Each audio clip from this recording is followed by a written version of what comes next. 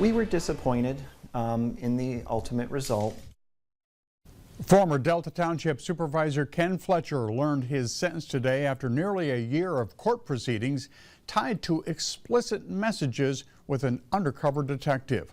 Welcome to News 10 at 5:30. I'm David Andrews.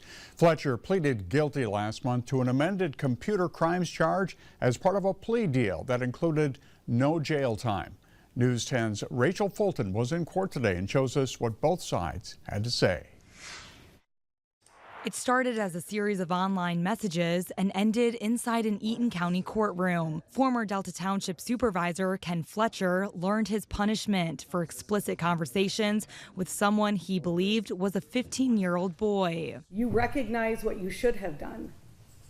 You did not. Prosecutors argued that Fletcher's actions showed intent, even if no meeting ever happened. Because it's our responsibility to actually protect children when children aren't mature enough to actually protect themselves. Defense attorney Christopher Wickman says the court overlooked key parts of Fletcher's progress in therapy after the incident. That was probably the most disappointing part of today, was that they completely disregarded the therapist's letter.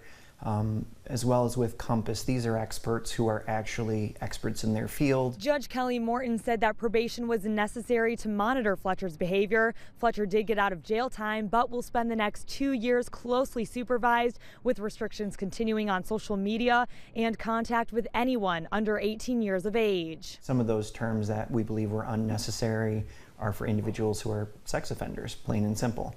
No contact with anyone under 18 other than his son, which limits anyone's ability to really be around his son and any of his friends and things like that. The sentence closes Fletcher's case in court, but the next 2 years will determine if he's able to rebuild trust with community. In Eaton County, Rachel Fulton, News 10.